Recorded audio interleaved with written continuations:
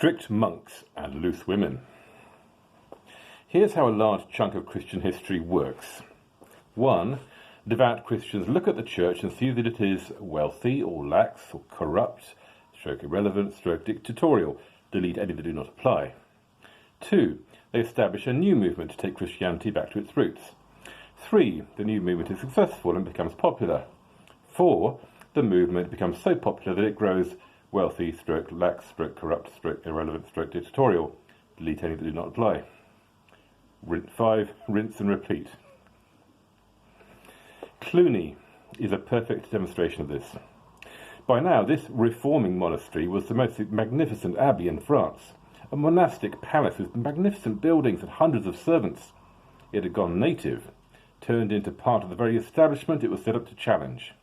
And so, new monastic orders sprang up. In 1084, the first Carthusian monastery was established in France.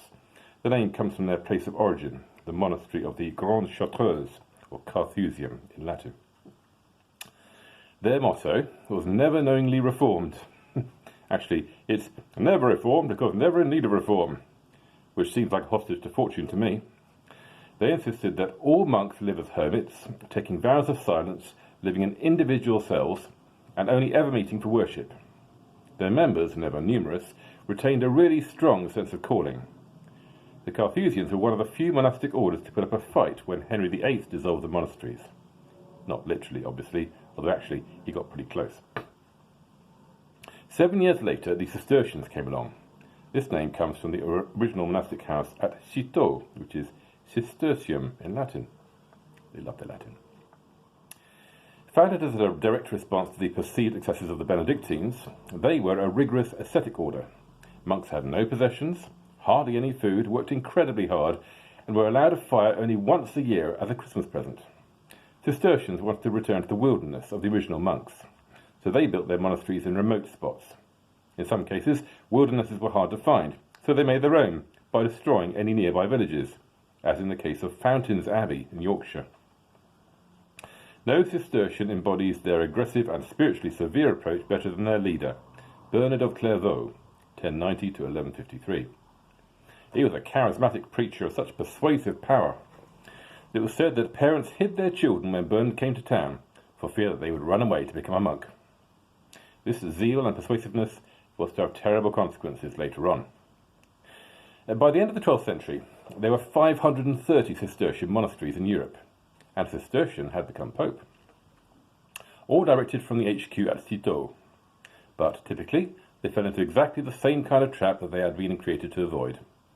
Their energetic, aggressive approach to life brought with it a kind of Cistercian work ethic. They made advances in sheep farming in England, for instance, which brought in big profits. They were the first great European corporation. So in time they became as wealthy as the rest.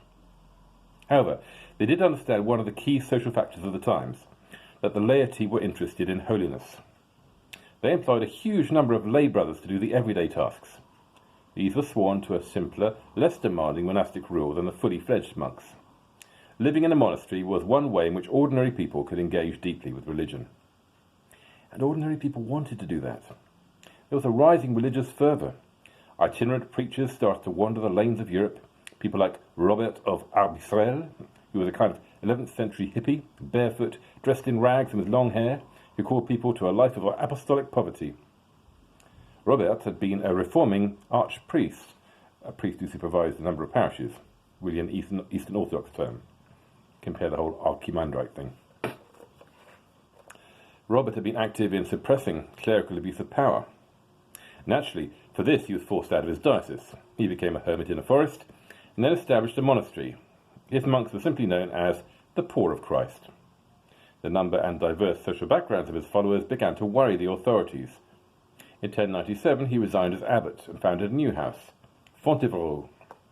The abbey was dissolved in the French Revolution. It's the burial place of Henry II of England and his wife Eleanor of Aquitaine and Richard I of England, among other notables, absolutely none of whom espoused the ascetic principles of Robert. This was what is known as a double house, one for both monks and nuns. Astonishingly for the time, Robert stipulated that the leader of this order should always be a woman. It certainly seems to have attracted the women. loose women, or ex-loose women, as it were, at least. There is evidence that his disciples included former prostitutes. For the rest of his life, he went on missionary journeys throughout Europe, calling everyone to a life of simplicity and poverty. There was an increasing feeling that people didn't necessarily need the professionals. Everyone could be involved.